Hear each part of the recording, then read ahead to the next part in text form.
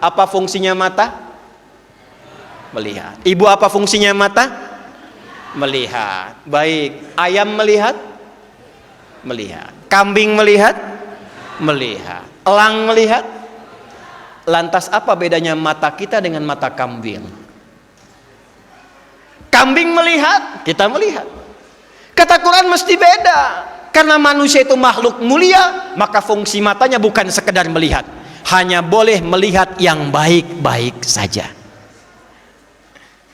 Lisan apa fungsinya lisan? Mulut fungsinya apa? Bicara. Tapi untuk manusia kata Allah, hei, bukan sekedar bicara, hanya boleh bicara yang baik-baik saja. Sebab ketika lisannya berbicara yang tidak baik, saat bersamaan pasti akan menurunkan kehormatannya. Kalau bapak tidak percaya, silahkan keluar dari sini, silahkan mencela, silahkan menghardik, silahkan menghina. Ketika kata-kata kotor keluar dari lisan, pada saat yang bersamaan Anda sedang merendahkan kehormatan Anda di hadapan orang lain. Makanya tidak ada orang yang mencela kecuali akan dicela. Tidak ada orang yang menghina kecuali akan terhina. Karena itu di Islam kita dilarang berkata kotor, kita dilarang mencaci maki, kita dilarang untuk memprovokasi, dilarang untuk saling terpecah belah. Kenapa? Karena semua perbuatan itu akan menghilangkan kehormatan kita sebagai bawaan fitrah dalam berkehidupan. Nah, itu latihannya di masjid.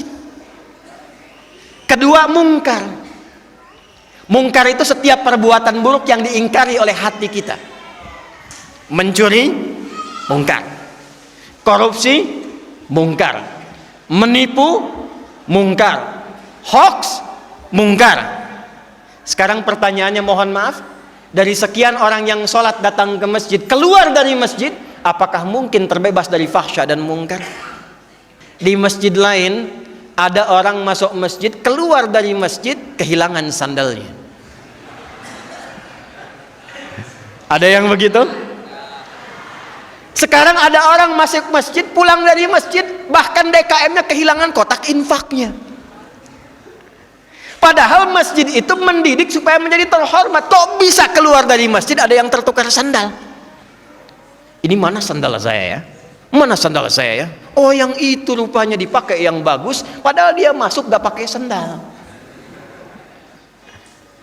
Nah, masjid itu mendidik kita untuk tampil terhormat. Karena itulah pertama kali Nabi SAW ketika berhijrah dari Mekkah, kemana bu hijrahnya? Pak, kemana hijrahnya?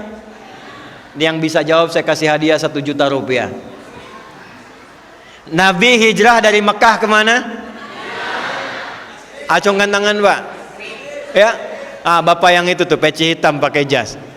Pak Dedi tolong ya. Berdiri pak, berdiri. Baik. Kemana hijrahnya pak? Hijrahnya kemana? Yasrib. Itu betul namanya. Jadi Nabi itu hijrahnya dari Mekah bukan ke Madinah. Hijrahnya ke Yasrib sebelum jadi Madinah. Yasrib itu anak keturunannya Nabi Nuh alaihissalam, yang kemudian datang ke kota itu dinamai dengan orang Yasrib, salah satu anak keturunan Nabi Nuh alaihissalam.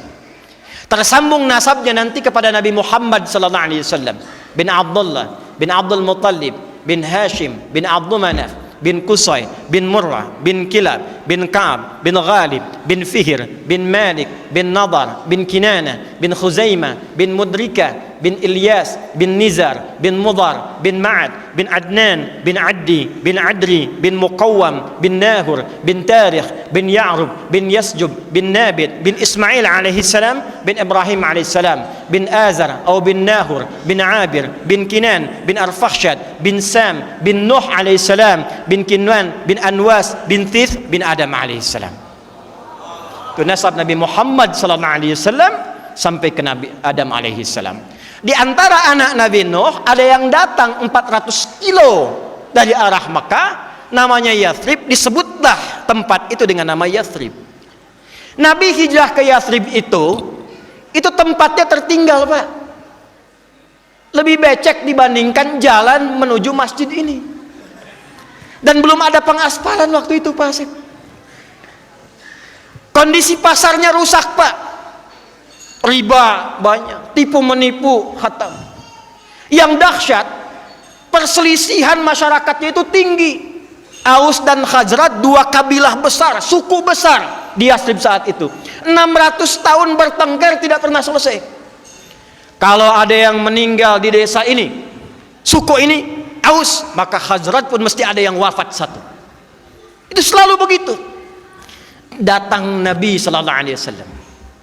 Yang pertama beliau dirikan bukan rumah mewah, bukan membawa kendaraan megah, bukan membawa jabatan yang hebat, tapi yang pertama beliau lakukan mendirikan masjid. Bapak Ibu tahu apa yang beliau kerjakan pertama kali saat membangun masjid?